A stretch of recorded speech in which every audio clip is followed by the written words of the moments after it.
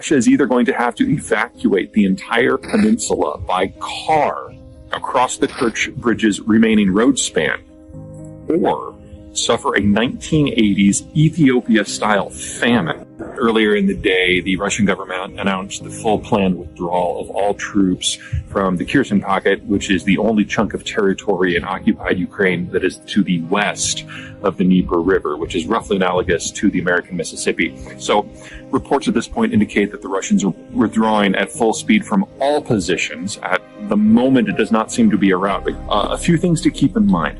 The Ukrainians announced they were assaulting this area 4 months ago. And so the Russians forward positioned a lot of troops. Based on whose statistics you're looking at, there's somewhere between 20 and 40,000 Russian forces in the area. But it's generally accepted on both sides that these are the best troops that the Russians have with the best training and the best equipment. Now, the Russians have not been able to effectively supply this area for about a month because a month ago someone blew up the Kerch Strait Bridge, which is the only heavy rail connection that can handle freight transport from Russia proper to the southern front. So whether it's equipment or ammo or fuel or reinforcements, everything now has to come in by truck. And the Russians have lost the vast majority of their tactical truck support fleet for the military and are now using civilian vehicles, making them very vulnerable. In terms of what that has meant for the war, it means that not enough shells and not enough fuel have been getting to the front in the Kherson Pocket. So there are more than isolated reports that Ukrainian forces for the last couple of weeks have not had to do something that's called shoot and scoop. Normally, when you fire an artillery shell, you need to get the hell out of there because somebody tracked your shell's outgoing trajectory and they send a return present to you that will blow up your position unless you've moved. So you shoot and then you scoop. But apparently there's been no return fire coming from Russian positions, so the Ukrainians have just been able to plug away with whatever ammo they have. As to whether this is going to be a rout, we should probably figure that in. The Ukrainians are being presented with a golden opportunity. Even if it's only 20,000 Russian troops that are here, they're now all in a state of retreat, and they all have to go to the same places. There are only 2 bridges across the river, and the Ukrainians have excellent intelligence on the entire zone. So if the Russians put up a pontoon bridge, it usually only lasts for a few minutes before it gets taken out. So really, all of the Russians need to go on the same roads, in the same intersections, which are all going to be massive kill zones until they reach the bridge heads, one of which is at Kherson City and the other one which is at the dam at Nova Kakova.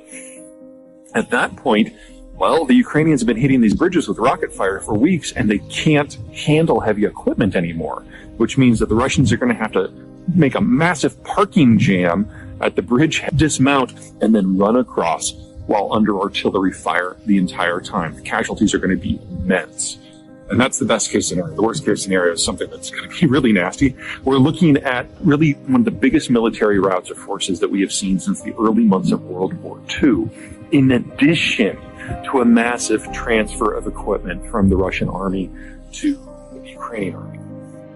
Best guess is that not only are the Russians going to be leaving behind their best gear, but they're leaving behind more gear than what the Ukrainians captured from the Russians in the Izium assault back in September, which already transferred more gear to Ukraine than NATO had in the previous 7 months where Ukraine began the war with a lot of deferred maintenance. The Ukrainians are likely to enter the war with a tank and artillery force that's more than 5 times its strength on the first day of the war.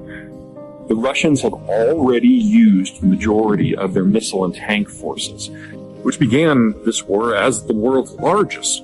So the Kherson withdrawal and the likely route to come does mark the end of any hope the Russians had of regaining any sort of strategic initiative or any sort of meaningful offensive operations until at least May. It'll take them at least that long to bring in fresh troops and fresh gear. In that time, the Ukrainians are not going to sit on their hands. They don't have to cross the river to strike at the Russians.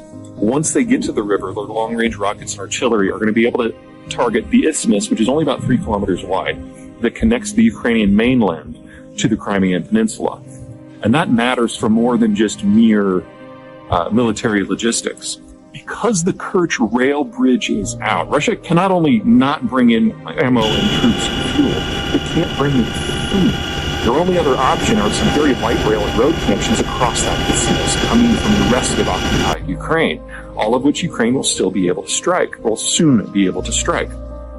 And in capturing Kherson, the Ukrainians are going to be able to cut the water flows to the Crimea Canal, and water from that canal is solely responsible for 3/4 of the food grown in Crimea. So no imported food, little grown food. Russia is either going to have to evacuate the entire peninsula by car across the Kerch Bridge's remaining road span, or suffer a 1980s Ethiopia-style famine. The Ukrainians seem to be more nimble, have better logistics, or better able to absorb tech, and that's that last piece that reminds me of other things that have happened in Russian history. We're seeing the Ukrainians adapting to new technical changes, especially when it comes to drone warfare and better intelligence. In a way, the Russians just seem incapable of mirroring or even adapting to this point. It still doesn't change my overall assessment that ultimately the Russians are going to overwhelm the Ukrainians. I don't think it's going to be a great couple of weeks for the Ukrainians moving forward. Vladimir Putin has suddenly aborted. Russia deploys vessels in response to possible threat at Black Sea base. Russia has dispatched 10 naval vessels following the detection of a possible threat to a Black Sea port, British defense chiefs have said. According to the Ministry of Defense, 10 vessels from Russia's Black Sea Fleet left the Novorossiysk naval facility on January 11th. The deployment is likely a fleet dispersal in response to a specific threat to Novorossiysk that Russia believes it has identified, the update said. It is highly unlikely that the fleet is preparing for amphibious assault operations, the update added. The mod said the fleet largely remains fixed by perceived threats from Ukraine and continues to prioritize force protection over offensive or patrol operations. Given the type and number of vessels putting to sea at the same time, the activity is likely a fleet dispersal in response to a specific threat to Novorossiysk that Russia believes it has identified. It comes as Russia claimed yesterday that its forces had captured the town of Soledar in East Ukraine in what would be its first victory in around 6 months.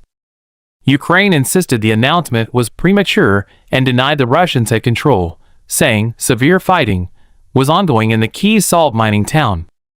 However, there were reports of Ukrainian forces being seen withdrawing in an apparent controlled retreat. The Russian Defense Ministry said it had completed the liberation of Soledar and that the victory would pave the way for more successful offensive operations in the Donetsk region.